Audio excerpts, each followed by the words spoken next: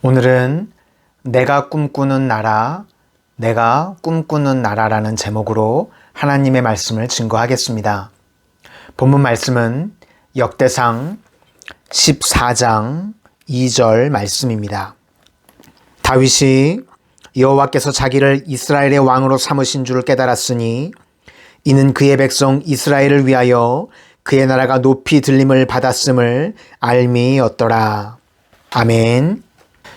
우리가 성경을 읽을 때 하나하나를 살펴보아야 할 때가 있고 때로는 숲 전체를 보는 것이 더 유익할 때가 있습니다.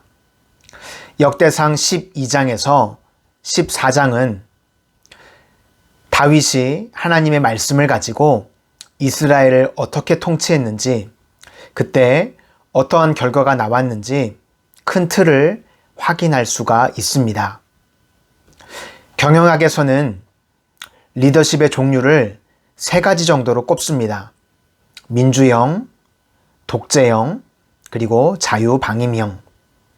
그런데 이 리더십의 종류의 스타일보다 더 중요한 것이 세워진 리더가 어떠한 정신을 가지고 조직을 이끌어 가느냐, 그것이 더 중요하다고 할 수 있습니다. 하나님께서는 이스라엘을 오직 말씀으로만 통치하기를 원하셨습니다. 그런데 초대 왕이었던 사울은 인간적인 방법으로 이스라엘을 통치하려고 했습니다. 이성적이고 합리적인 것 같아 보였지만 하나님께서는 그를 실패한 왕이라고 말씀하셨습니다. 반면 다윗은 사울 왕과는 정반대였습니다. 오직 말씀으로만 이스라엘을 통치하려고 했습니다. 세상 사람들이 보기에는 답답해 보이고 바보 같아 보였지만 오직 말씀으로만 이스라엘을 이끌어 가려고 할 때 하나님께서는 이스라엘에 놀라운 부흥을 주시고 하나님의 축복이 그곳 가운데 머물러 있었습니다. 우생마사라는 이야기가 있습니다. 말 그대로 소는 살고 말은 죽는다는 이야기입니다. 평상시에는 물속에 두면 말이 훨씬 더 헤엄을 잘 친다고 합니다. 그런데 장마가 지면 이야기가 달라집니다. 빗물에 휩쓸려 내려가게 되면 말은 수영을 잘하기 때문에 그 빗물을 거슬러 올라가려고 한다고 합니다. 그래서 1m 정도 헤엄을 쳐서 전진하다가 다시 10m를 뒤로 밀려납니다. 또 앞으로 1m 정도 갔다가 뒤로 10m 정도 밀려나고 그러기를 반복하다가 결국은 힘이 다 빠져서 물속에 죽게 됩니다. 반면 소는 물을 절대로 거슬러 올라가지 않는다고 합니다. 그냥 물에 둥둥 떠내려갑니다. 이제 저러다가 죽겠거니 하고 2-3km 정도를 떠내려가다가 강가가 얕아지면 제 발로 걸어서 나온다고 합니다.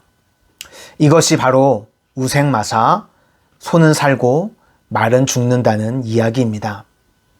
우리 인생도 마찬가지입니다. 내 가정, 내가 속한 조직에 내가 주인이라고 생각하고 내 힘으로, 내 방법으로 살려고 하면 결국은 망하고 죽을 수밖에 없습니다. 우리는 이 땅을 살아가는 동안 내 힘을 다 빼고 오직 말씀만을 붙잡고 살아가야 합니다. 그러면 하나님께서 길을 열으시고 하나님께서 인도해 주십니다. 다윗의 인생이 그와 같았습니다. 오직 말씀만 의지해서 나아갔더니 역대상 12장에 보니까 하나님께서 수많은 만남의 축복을 주시고 그의 앞길을 열어주셨습니다.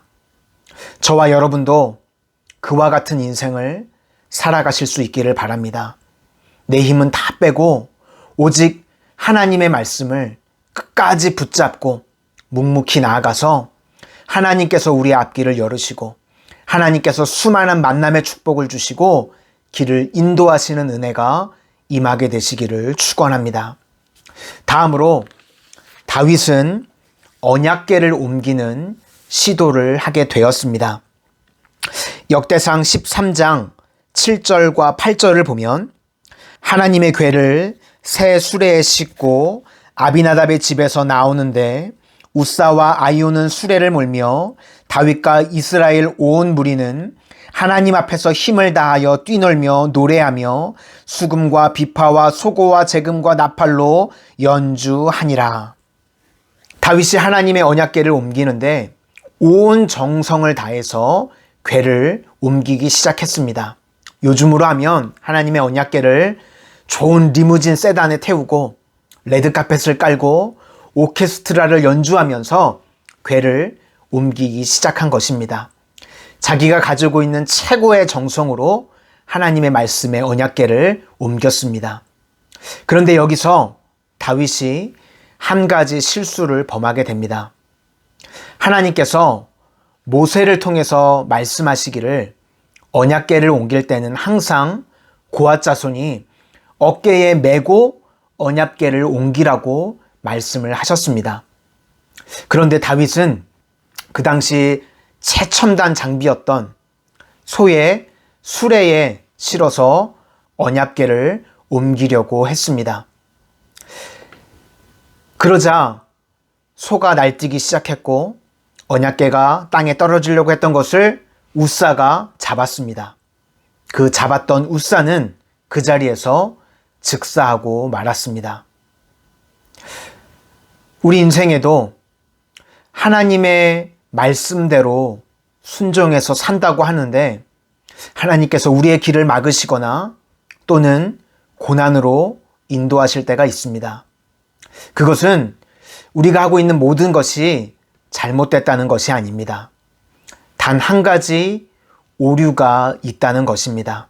하나님께서는 그 작은 오류 한 가지조차도 우리가 고치기를 원하시는 것입니다. 마지막으로 하나님께서는 다윗을 축복해 주셨습니다. 일단 언약궤를 옮기는 일은 실패했습니다. 그러나 하나님께서는 다윗을 축복해 주십니다. 하나님께서 그의 본 마음을 알고 계셨기 때문입니다. 역대상 14장 1절을 보니까 두로왕 히람이 다윗에게 사신들과 백향목과 석수와 목수를 보내 그의 궁전을 건축하게 하였더라. 여기서 두로왕 히람은 다윗의 요즘으로 하면 사생팬이었습니다. 그래서 두로왕 히람이 다윗을 위해서 궁궐을 지어줍니다. 요즘으로 하면 펜트하우스를 지어줬다고 할 수 있겠습니다. 그러자 다윗이 어떠한 반응을 보였냐면 다윗이 여호와께서 자기를 이스라엘의 왕으로 삼으신 줄 깨달으니라. 즉 다윗은 자기가 이스라엘의 왕이 되고 난 이후에도 이스라엘의 왕이라는 것을 제대로 실감하지 못했습니다. 왜냐하면 다윗은 그만큼 초라한 자아상을 가지고 있었기 때문입니다. 부모로부터는 제대로 된 자식 취급을 받지 못했습니다. 또 목동이라고 하는 초라한 직업을 가지고 있었습니다. 귀족도 아니었고 혈통이 좋지도 않았습니다.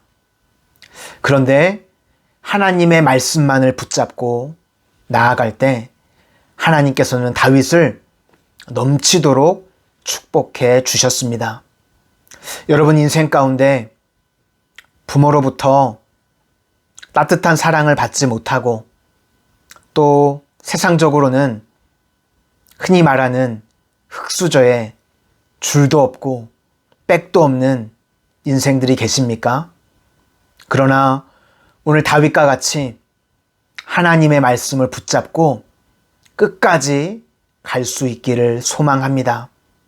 하나님께서는 우리의 연약함을 육신의 연약함조차도 알고 계십니다. 오늘 하나님께서 다윗을 왕으로 세우셨을 뿐만 아니라 두로왕 히람을 통해서 인간적인 사랑과 물질에 넘치는 필요까지도 채워주셨습니다. 하나님께서는 저와 여러분의 인간적인 연약함도 알고 계십니다. 하나님의 말씀을 붙잡고 가면 하나님께서 우리 인생 가운데 넘치는 사랑도 주시고 또 물질적인 필요도 하나님께서 충만하게 채워주실 줄로 믿습니다.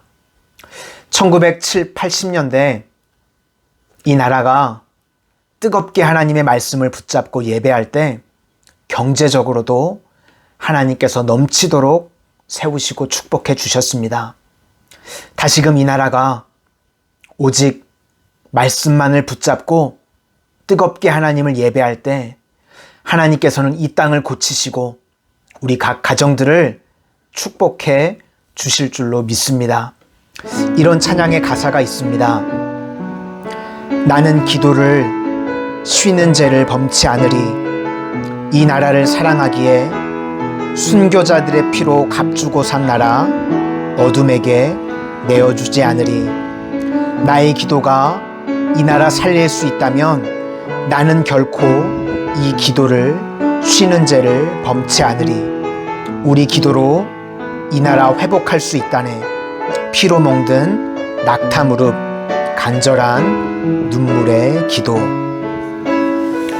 우리가 오직 말씀을 붙잡고 뜨겁게 눈물로 기도하면 다시 하나님께서 이 나라를 고치시고 회복시켜 주실 뿐만 아니라 우리 각 가정들을 다윗의 가정과 같이 놀랍도록 축복해 주실 줄로 믿습니다.